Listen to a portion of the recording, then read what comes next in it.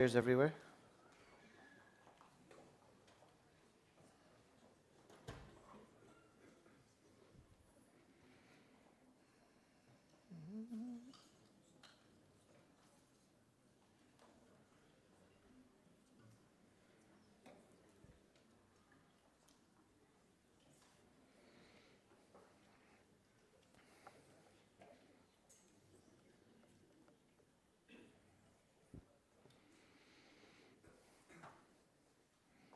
All right, good morning, everyone, or I should say good afternoon. Welcome to Light and Life. Here we are continuing through our series that we've been covering through the last season of the Holy 50, and the series is called Why Do You Seek the Living Among the Dead? We want to welcome all of our CYC viewers who are watching us this morning. And the premise of this series is talking about the women who went to the empty tomb, and the angels appeared to them and said, "Why do you seek the living among the dead? Why are you coming for the living? Why are you looking in a tomb for the living?" And of course, it has many meanings, but spiritually, what many of us do is that we find ourselves running to the tombs, going to places of death, thinking that we're going to find what? Life. And so what we want to talk about this morning is this concept of how we escape our pain often through numbness. And we're going to talk about how going to the tombs, you're going to hear a lot about this maybe in today's talk, is that often you are escaping. What you don't realize is that you are escaping. I was sitting in a counseling session with a young lady, and as we were kind of getting into some deep, painful issues, she said, "That's enough, Father Paul, that's enough. I can't go anymore." I said, "Why?" She says, "It hurts too much. I don't even want to think about it. Let's just avoid this topic."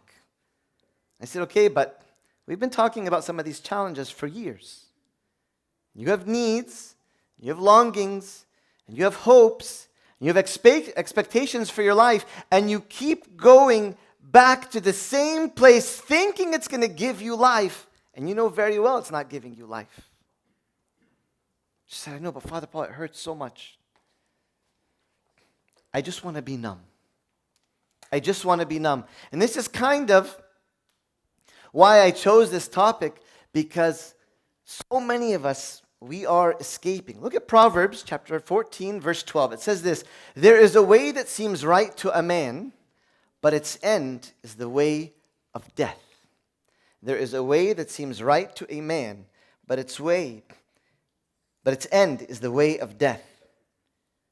Exactly what it says. What appears comforting or right can actually be leading us into spiritual death. And you look at this picture here in the presentation where you see somebody is finding that, like, I'm going to work.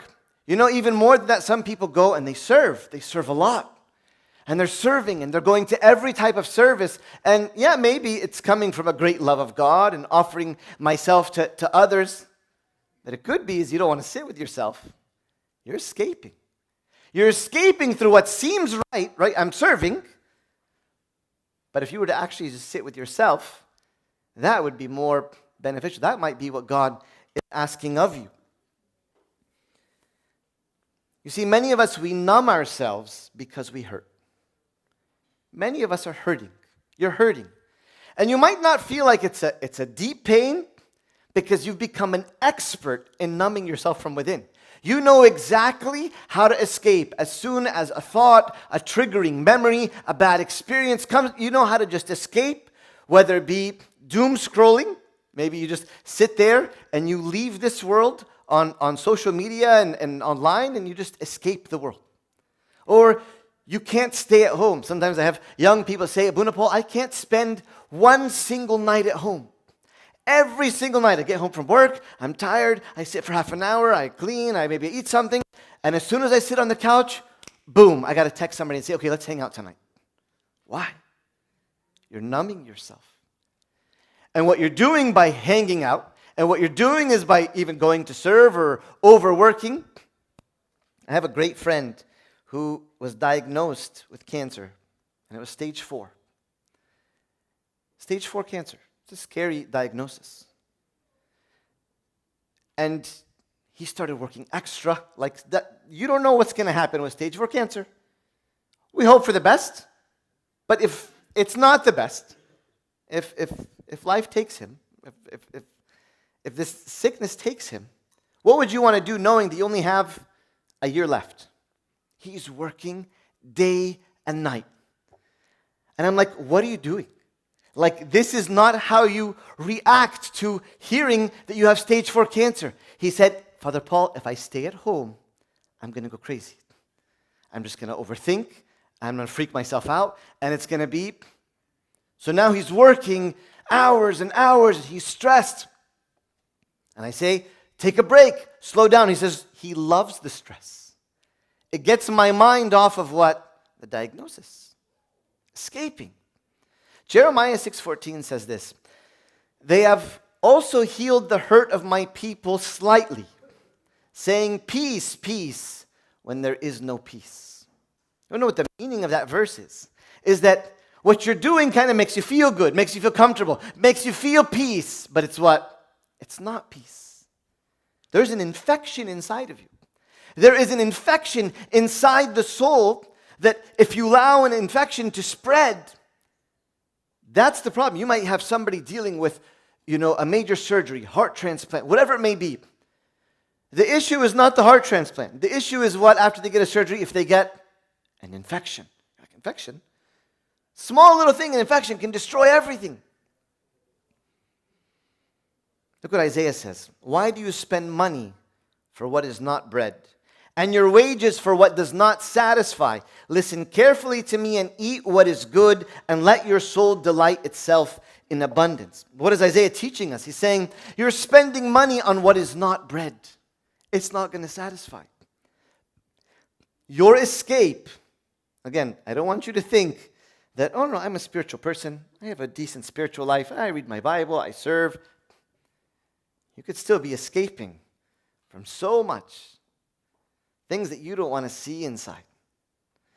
Things inside of you that are making you go to places of death all the time. Bad behavior, bad interactions, maybe bad relationships.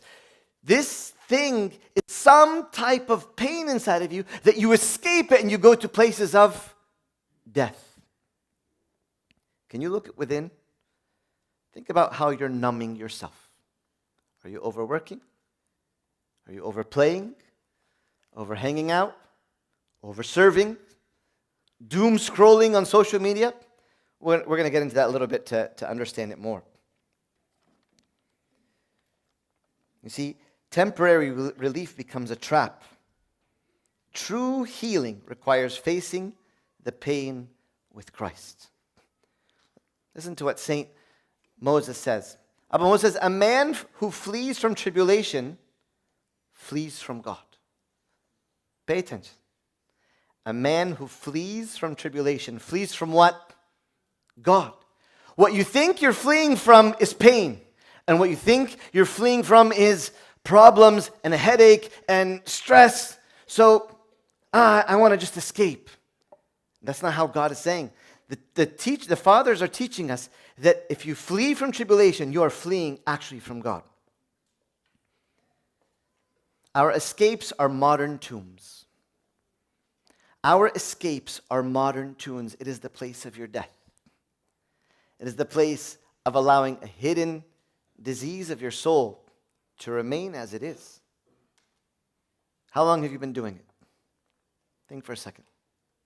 You know the escape. You know the way in which you're escaping. How long have you been doing it? 1 year? 2 years? Since you were 12? Since you were 15? And you're like, oh my gosh. I've been doing this habit, and on the outside it might look good. It's not a sin always. It's not always a sin. Sometimes it's a sin. It could be a lust. It could be addiction, a habit, something. But you are escaping, and you might have been doing it for 20 years. And you don't know why you are the way you are. This is important. This is important for us to understand what we're doing. The prodigal son. The prodigal son, we don't realize it, but the prodigal son himself was escaping. He was in his father's house. He was comfortable in his father's house. And something in him said, run. Something that said, no, go leave your father's house and go to another country. Can you imagine that this man is living in his father's house, but he couldn't face his father's house? Maybe every time he saw his father, when you look at the story of the prodigal son, he's a very righteous father. He's a very loving father. There's no reason why he would have had to escape unless he didn't want to face himself. Every time he sees his righteous father, there's something in him that realizes it has to be fixed. So he says, no. Let me get my inheritance, and I want to go somewhere else. You're in your father's house. Clearly, he's a rich man. He's a loving father. There's absolutely no reason to be leaving this house. But the presence of the father makes him aware of something inside. And so he ran. What did he start doing? Feeding anything that his soul could get to make the pain or the fear or whatever go away. And so what did he do? Parties and friends and eating. Found himself even eating with swine. You say, son, what are you doing? Why did you flee? I couldn't face myself.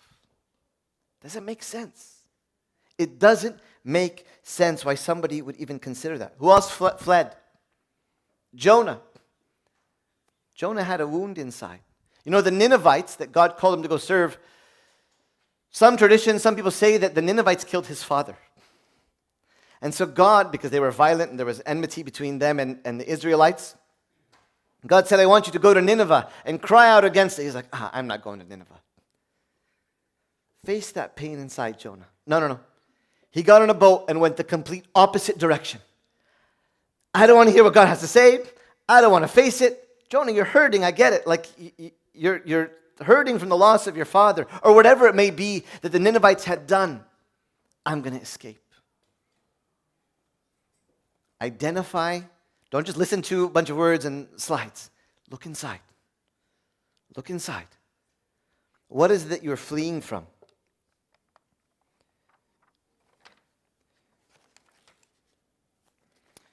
So let's look at why we escape. We escape because we're deeply afraid of facing what's truly broken inside of us. Number one is we fear being exposed. We fear that if others saw what's inside, they would reject us. How many of you feel like that as well? If I get close enough to someone, I don't want to get exposed. I don't want to get hurt. Because I have something so ugly inside. Or the world has told me that I'm ugly inside. And so I believe it. And so I can't see anybody. Because the last thing I want to feel is ugly inside. And so we have fear inside of us. We're escaping because we're afraid maybe to get exposed of what's inside. Maybe that God would reject me. How many of you have the wrong view of God? That God, when he sees what's inside, is going to be like, and he's going to be hands off. That's what the enemy tells you. He says, do you think God wants to talk to you right now after what you just did? After what you just said? After what you just watched? After where you just went? No. So let me what? Escape. Today, there are people in this room. You're escaping from God. You're escaping from God. You're escaping from God. You don't want to face God because you have a wrong understanding of who God is. You don't want God to see you. You feel naked, you feel ashamed, and you just don't want to look at God. No. You're following the wrong God. That's not our God. Our God heals. Our God restores. We also escape because we prefer control over pain. How many of us also, the reason why you escape and the reasons why you're doing this is because you feel like you can't control. You're committed to reducing the pain and not facing it. And so it's called self-protection. You're protecting yourself. Sorry. Okay. There we go. We're committed to reducing the pain and not facing it. You want to control the situation. How many of you are control freaks? How many of you want to control everything around you? The situation, the people, the conditions, the work. You want it to be just perfect. And so you're escaping because you want to be able to control. And if you were to face the pain and things are out of your control, and I don't know what I'm going to do with this pain inside and these wounds and this damage that's taken place, then I don't know what to do. No, I'm good at playing music, let me just go play music. I'm good at singing, I'm good at playing, I'm good at my job. That's what I can control. But if I stand before God, or stand before others, or stand before myself, I can't control. What else? We confuse transformation with relief. So all of a sudden, for whatever it is that you've escaped to and numbed yourself from within, like, oh, I feel good, I'm fine. How many of you do that? You're on a vacation, you are doing what you love, you're doing whatever you're doing, you say, oh, thank God, I'm fine now.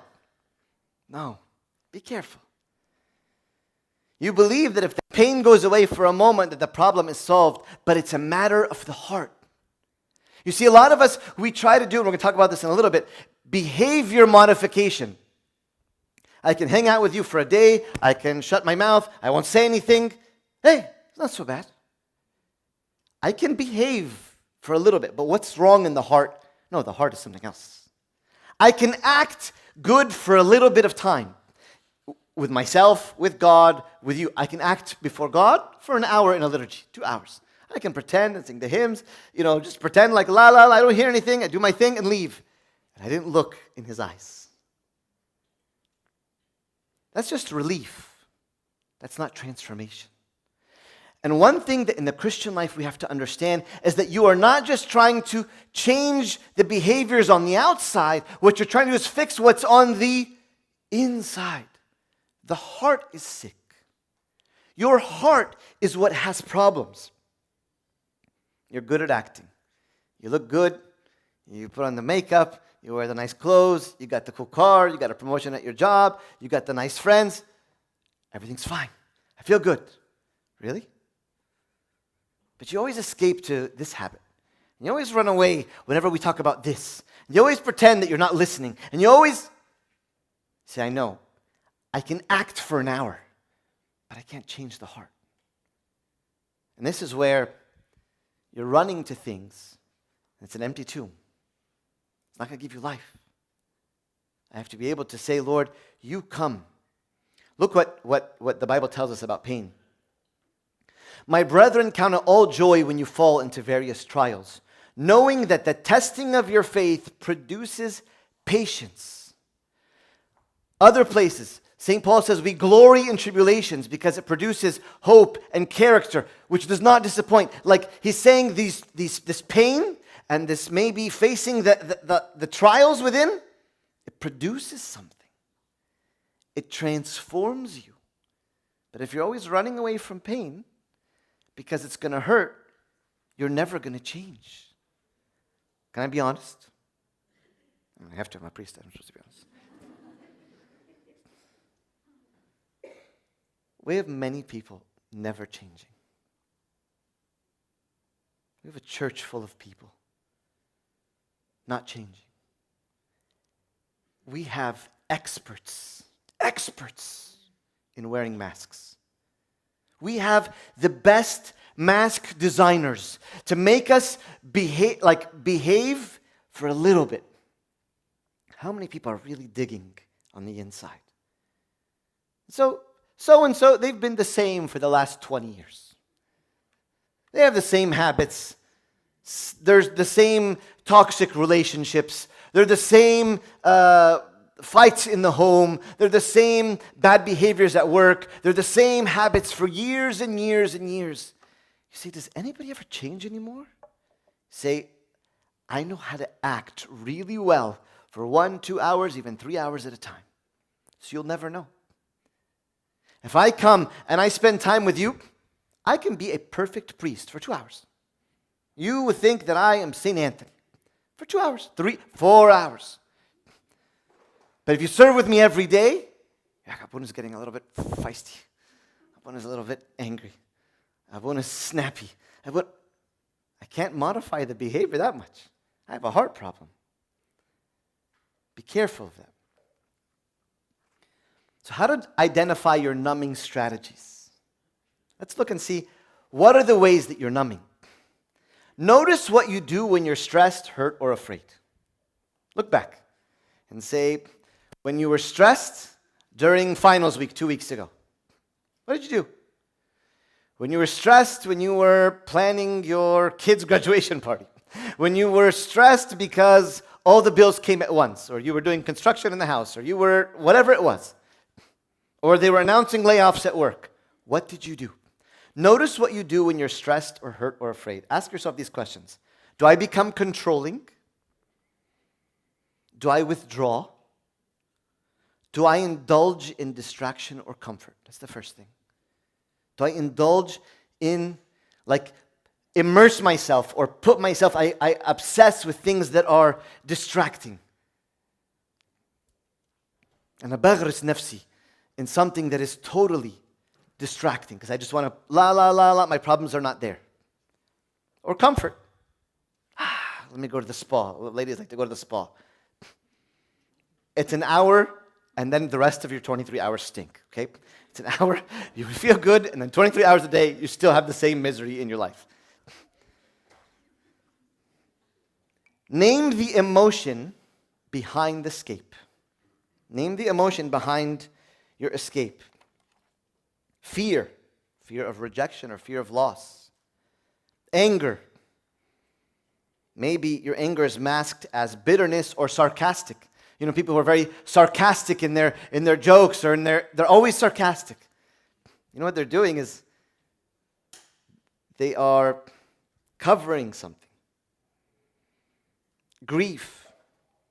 Unprocessed grief. Grief doesn't have to mean that you're grieving because you lost a loved one, that there was a death in the family. There's grief of some loss of reputation, of identity, of a friendship, of a status, of a reputation or an image. And so I'm grieving that. Shame. Shame is a common thing among God's people because the devil likes to inflict us with shame and make us feel defeated. And so I'm so ashamed that I do what I do. And so I just pretend that it's not there because I'm ashamed. I have habits. And I don't want you to blame yourself for your habits. Maybe you were wounded as a child. Maybe you went through some difficult circumstances that created this unhealthy thing in you that actually manifests in sin or a habit or an addiction. I don't want you to beat yourself up. I want you to be able to say, oh, but I do this every day, or I'm always gossiping, or I'm always lying, or I'm always battling with whatever. Don't do that. Don't just defeat yourself in shame. Say, Lord, something happened to my heart. When I see others, I'm automatically insecure. Or I am jealous, or I am lustful, or I am whatever is going on. I see this and I feel shame. You guys feel shame? Anybody ever feel shame? If I had 5 hands, I would raise them up. All the time. And so what do? I escape. And I escape through masks. I pretend that everything's fine. When Paul's perfect. He's nice, smiling, saying jokes, he's preaching. Everything's perfect. But I have shame. You see, emotions are not the enemy. They are clues to what's going on in the soul. You have sickness in your soul. All of us.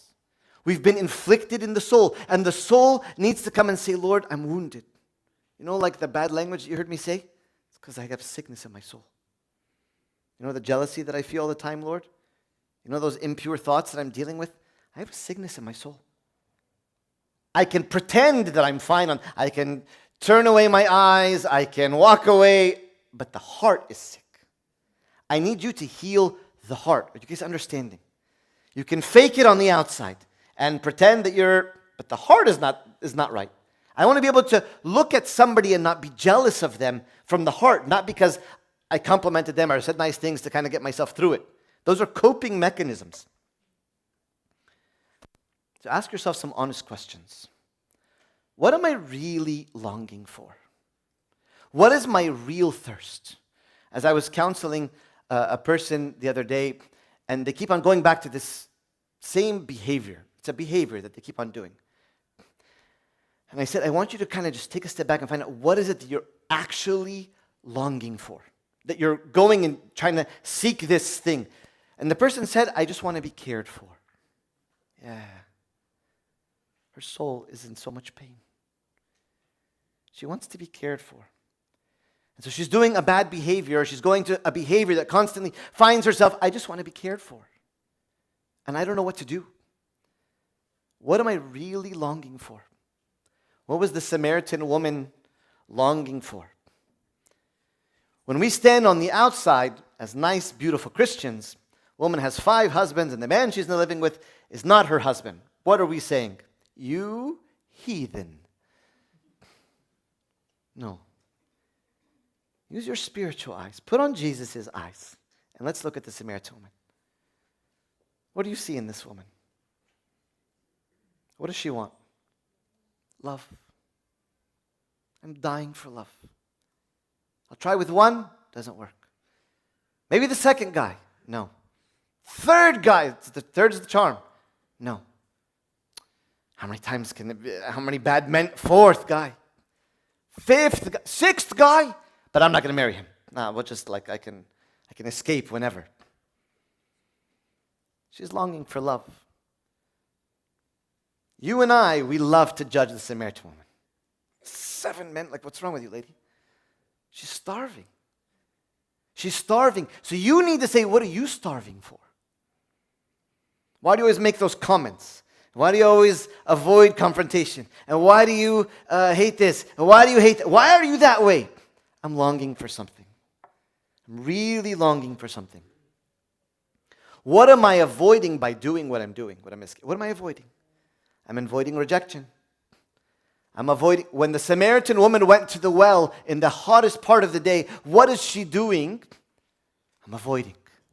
And all of a sudden, she finds a man. Hey guy, what are you doing? It's noon, it's hot. Jews don't talk to Samaritans. Please just don't talk to me. I need to get my water, I need to go. And he starts talking to her. And he's trying to open. And she's like, how can I give you water? Why are you asking me? I'm a woman. Jesus says, I want to give you water. She starts changing the subject. Oh, from where are you going to get this water? You don't have a bucket. You need to have a bucket to give me what I'm thirsty for. He says, I don't need a bucket. You want me to give you a relationship, or you want me to give you money, or you want me to give you a job, and that will fill your longing. I'll give you a man. I'll give you this. I don't need a bucket. I'm going to fill you from within, and you are going to become the fountain. I'm the fountain.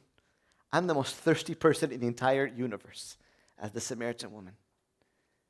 He says, no, you drink of me. You drink of my water. You are the fountain. People will drink from you. You will be full. You will have so much in you that you are going to be the place where people get their longing because they've met Christ in you.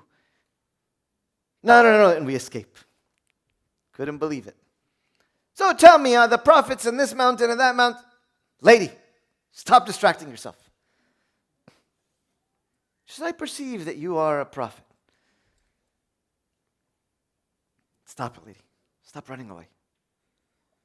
He says, we heard that the Messiah will come from. And he says, I who speak to you am he. I am the Messiah. And I'm coming just for you. No other men. I'm the 7th. I'm the 7th husband, and I'll be the last. I'll be the fullness. I'll be the one that satisfies your soul. After that, what do we see in the Samaritan? 1 minute, she's avoiding the whole world at the well. Next minute, she's doing what? Preaching to the same people that she ran away from. What happened to you? What did you do? She said, look what she said. I found a man who told me everything that I've ever done. I've been hiding, and I was exposed. You know what he did? He healed me. He satisfied me. But you're the same bad lady that was with all the men. No more. I don't know who you're talking about. You know, in the readings of the church, it's so wise. We read the Gospel of the Samaritan woman a couple weeks ago in the Holy 50. The Pauline epistle, The Pauline epistle and the same gospel, so we always connect the readings. It says, your life is hidden in God. It's talking about in Colossians chapter 3, verse 4, I think. Your life is hidden with God. That is a description of the Samaritan woman. She's no longer like naked and afraid. She's hidden in Christ. She's hidden in Christ. Yeah, you don't see me, you see Christ. That's the goal for each and every one of us. So the difference between coping, escaping, and numbing, which often in counseling, sometimes, especially in the secular world of counseling, there's a lot of coping mechanisms, how to deal with my anger. I'll, count about from 1 to 10. I'll walk out of the house. Maybe I'll read a book. All that is great. But ultimately, your counselor should lead you to the true healing of open up the big wounds. And usually your counselor will open up those things, and they'll give you guidance. But the only one that's going to heal that is Christ. Christ has to heal you. So many of us are managing the pain instead of confronting it. First thing is called demandingness. There's a book called Inside Out by Larry Crabb. It's a beautiful book. The definition of demandingness is this: the tendency to place unreasonable or excessive expectations on others based on one's own internal longings. How many of you are doing that? Excessive expectations. Tell me you love me. Give me attention. Spend time with me. Give me a gift. Do this. Because I have a longing. So I'm demanding. Second thing is withdrawal. Like we talked about, pulling away to stay safe. But then there's the opposite of courage. You need courage to say, I have a problem. I have a wound in my soul. I'm going to come before you. Bring the causes of your numbness into the light of Christ. Look what David prayed. Psalm 139, verse 42. Search me, O God, and know my heart. Try me and know my anxieties. Look at this. Look how it matches our topic. And see if there's any wicked way in me, and lead me in the way everlasting. You know what she's saying? Search me, O God, and know my heart. I can't know it. I don't know why I do what I do. I keep running to the empty tomb. I'm running to sin. I'm running to my habits. I'm running to addiction. I'm running to darkness. And I'm running to death. But you search me, O God. Search me. Help me find why I do what I do. Why do you do what you do? And know my heart. Not know my behaviors. Know what's on the inside. Try me and know my anxieties and see if there's any wicked way in me. Is there something inside of me that I don't know? Lord, show it to me. I don't know it. I'm afraid I can't stop doing what I'm doing. How many of you guys can identify with this? You can't stop doing what you're doing. You've been doing it in every relationship, in every aspect of your life, and you cannot stop. It's so painful. Sit before the Lord and say, search me, O God. But be careful. When He wants to show you what's inside, people are going to start pushing your buttons. All of a sudden, you blurt out an angry response. Where did that come from? God is pushing your buttons. He sends you lovely friends that will push your buttons and bring out the craziness in you. That's what, I tell people that's what marriage is. That's what real relationships are. We get together and we touch each other's buttons. How many of you, who can go into your messy bedroom? Can anyone just walk into, other than mom? Nobody can walk, and you don't want mom in there because she's going to yell at you, okay? No one can go into your messy bedroom because it's a mess. In your marriage or in your friendships. So people, when you choose a spouse or a significant other, you are inviting them into your messing room, and they're going to press all the buttons. This brings out anger. This brings out insecurity. This brings out frustration. This gives you joy. This makes you feel good. This makes you happy. And they're touching every button through a life together. And all of a sudden you see, wow, if the person is a good friend or to know if they're a good spouse, when they see all the ugly stuff, they say, okay, let's work on that. Let's work on that. You're insecure. Let's work on that. You have anger. Let's work on that. And you say, okay, come into my messy anger. And let's pray together. And let's ask Jesus to heal us. Right? Do you have a friend to press all the buttons inside of you? You know, when you're like, don't touch, you go into your dad's office, like, don't touch anything, don't touch the buttons. No, touch all the buttons. Touch all the buttons because I need to find out what's inside of me. True transformation, like I said, is not behavior modification. St. Ephraim the Syrian says this, bring yourself to God, not as you ought to be. I love this. Don't pretend you're a saint. Don't bring yourself to God as you ought to be. God doesn't need your mask. He can see right through it. He's got X-ray vision. He can see right through it. Leave the mask outside. Lord, I'm a mess. I'm a mess. I'm a selfish person. Bring yourself to God not as you ought to be, but as you are, and He will begin the work. Let me tell you what the devil tells you. Devil tells you fix yourself and then come to God. And because you haven't fixed yourself, you can't look at God. That is not the gospel. That is not the word of God. That is not the church. That is not our life. You cannot fix yourself. You say, Lord, I'm ugly. I'm a monster. I'm a jerk. I am crazy about the sin. Okay? And I say, Lord, this is who I am. Even Pope Shenouda, in one of his beautiful prayers, he says, tell the Lord, not that I hate the sin. Say, Lord, I love the sin, but help me to hate the sin. I love it. I'm not going to pretend that I don't love gossip. I know our young ladies. We love gossip. It's juicy. It's action. And we have nothing else to talk about. But when we have gossip, all of a sudden it was the best hangout ever. Okay? We love it. It's juicy stuff. Say, Lord, I love gossip. Help me to hate gossip. I'm not going to say, Lord, those gossipers are terrible and they dragged me into it. No, I started the whole night of gossip. And it was magical. Okay? Okay. Help me to hate it. As you are, and He will begin the work. You see, Christ doesn't numb us, He heals us. Come to me, all you who labor and are heavy laden, and I will give you rest. Not your friendships, not your money, not your job, not your scrolling. Take my yoke upon you and learn from me, for I am gentle and lowly in heart. That key word, for I am gentle and lowly in heart, is the most important part of the verse. Why? He's saying, that's how I deal with you. I'm gentle. I'm a gentle surgeon. Anybody like dentists in here? By the way, our whole church is going to become dentists in 5 years. Anybody like a dentist? Their work is painful. But at the end, they're making you beautiful. They're fixing and they're cleansing. But then your drills, you smell the smoking teeth. You're like, can you put flower spray or like? But doctor says, don't worry. I'm going to be gentle. I'll put extra Novocaine. I'm going to help you. I'll be gentle.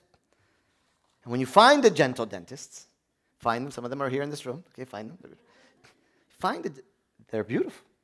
And they'll take care of you. That's what Jesus, for I am gentle and lowly in heart, and you will find rest for your souls, the inside.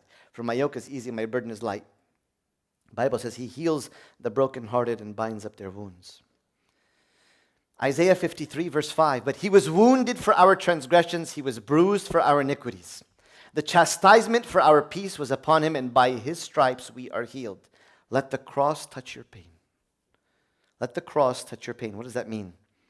Pain is not a detour. It is the doorway of Christ. Christ enters into your life through pain. You shut out the pain, you shut out who? Jesus. Open it up. The doorway into your life is Christ. It's through pain. The doorway for Christ into your life is through pain. We find Jesus when we allow Him to enter into our wounded places. 2 more slides. Ephesians 5:14. Therefore He says, awake you who sleep. Arise from the dead and Christ will give you light. Who will give you light? Only Christ. You think you're getting life elsewhere or light elsewhere. It's only Christ. So how to find life when facing our pain? Number 1, name your tombs. Find out what your escape is. Number 2, sit with the pain in God's presence. Lord, this is how I feel. I'm so scared of this. These bad behaviors, this bad language, these bad thoughts, this pain, this shame, this grief, this fear. This is who I am. Sit and open up the ugly parts. And Jesus, who is gentle and lowly in heart, is going to say, okay, just sit there. Just wait. Let me work. Let me promise to you what your soul needs and where is the source of life. Replace the numbness with presence. Presence meaning be in the moment. Don't escape. Be in whatever it is in front of you. Stop escaping. And then the last thing is, use the sacraments for healing. You'll find your spiritual fathers always telling, go take communion. You're like, okay, when I went on Sunday. That's not what I'm talking about. You seek healing for your soul through the Eucharist and through confession and through the sacramental prayers and the unctions of the sick. Unctions of the sick are not for just your sicknesses of your body, but the sicknesses of your soul.